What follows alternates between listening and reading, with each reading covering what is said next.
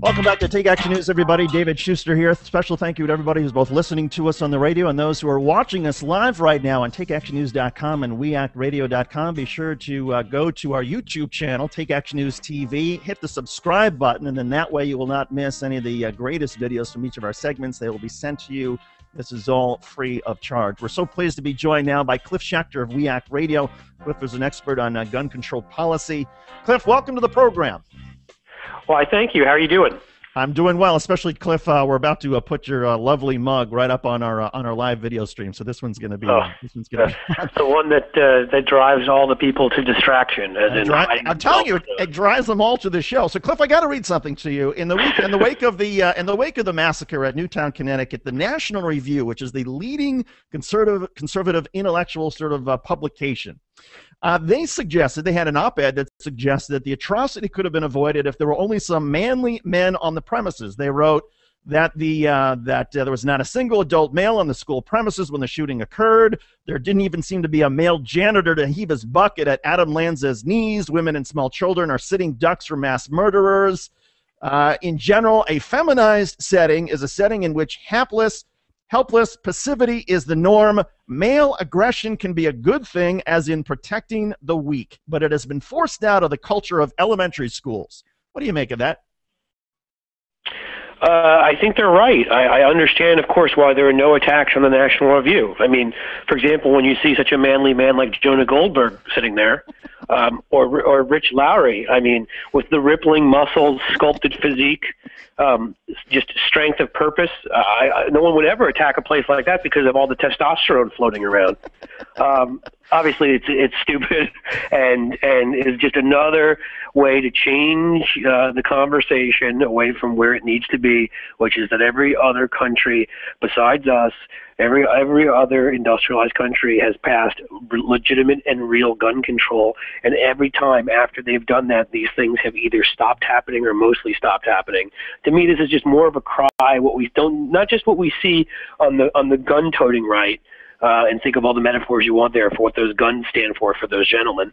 But on the right in general, the ones that can't even get their party to sit down and compromise on anything, whether it be immigration reform or global warming or anything else, because somehow they're all still these sort of in their adolescent angst period where these 15-year-old boys who have to take the ball and go home, who can't work with anybody. I mean, I think there's so much fertile ground here for a psychologist to look into all the insecurities, projection, anger between Wayne LaPierre and John Boehner's caucus and the rest of them, that's where their politics is. They're basically stuck in adolescence. I also wonder if there's a certain amount of sexism in all this. I mean, maybe the National Review missed the report that the school psychologist and the principal both charged at Adam Lanza, threw themselves at him to try to stop him. I mean, that's an act of courage, and it just seems like, well, if your attitude is, well, men would have behaved stronger, that there's a certain sexism in the viewpoint of these people on the right.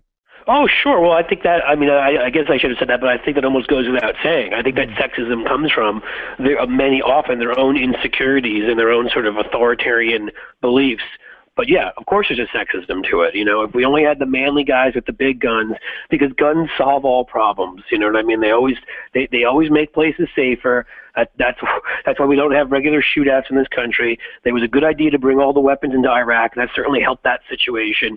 That's the answer for all these guys. Mind you, none of them would ever go and have ever been in a situation like that themselves, or would ever go and put themselves in a situation like one where people are shooting at them. They're all really tough guys from behind their keyboards.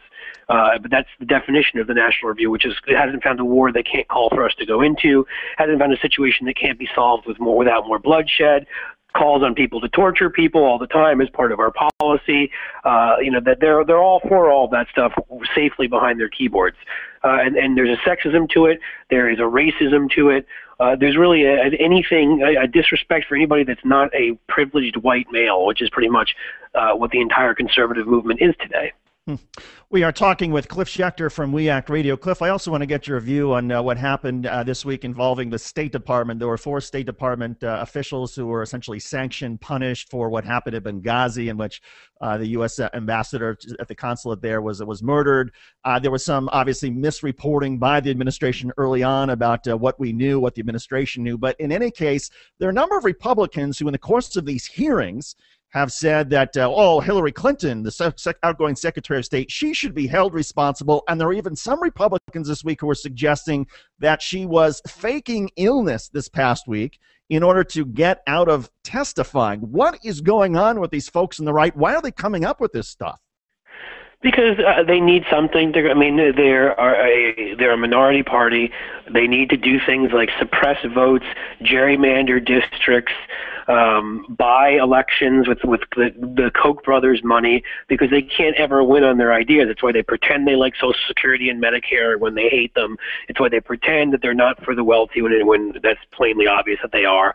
They are a rump.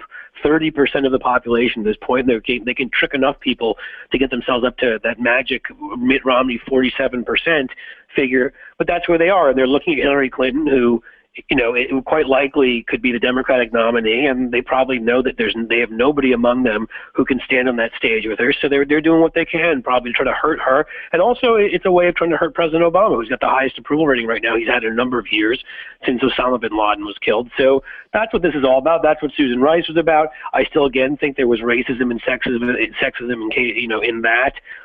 But what ended up happening here is we got a report and we found out what happened in Benghazi, and people were held to account. That's what you do. I don't remember all these same people like John McCain and Lindsey Graham screaming for us to find out exactly why. We were talking about stem cell research on the old ranch with George W. Bush, clearing brush when we were getting massive warnings of an al-Qaeda attack. I don't remember the mushroom clouds, the metaphor being used by Condi Rice being a big problem for them either. Wow, she became Secretary of State. Did a bang-up job over there too, didn't she?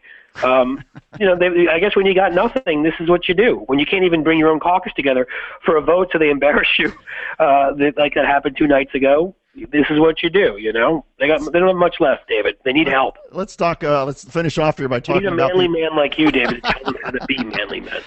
Speak of a manly man, John Boehner with that manly tan of his. What do you make of his inability to deliver even enough votes to make it close on his Plan B? Does he now get challenged by Eric Cantor in terms of him being Speaker of the House? I mean, if he can't have a speaker who can't deliver even in his own caucus for his own proposal, he's in deep trouble, right? I would think so. I mean, it's amazing. And Cantor's been laying there waiting for this. That they can't even, again, on what was a plan that was a much better offer than they ever should have seen in the end, that they could not get people. I mean, we're talking about only, at this point, his little Plan B was just to say we're going to keep tax cuts at the same level for everybody who makes up to, or for every, ounce of income up to $999,999. But that wasn't enough. You gotta keep it low for everybody. You got to make sure the Koch brothers can take over another wing of the Museum of Natural History in New York. So I mean, they're not serious people. They're not legislators. I think I read a piece the other day by Michael Tomasky in the Daily Beast where he just referred to them as vandals at this point. That's probably the best description I've seen. They're not. I mean, there are a good 20, 30, 40 Republicans maybe who are very conservative, but at least do want to govern. But I think the vast majority of that caucus, they're just there because they think they hate government. They think it doesn't work. They've got so many resentments against everybody else and everything, and all those people taking their money and God knows what else. And they're acting out all their own issues on a public stage. And it's Cliff Shuster, we appreciate it very much. Have a great weekend and a great holiday, my friend. We'll talk to you next week. Cliff Shuster, always a pleasure, David. Thank you. Take Action News continues after this.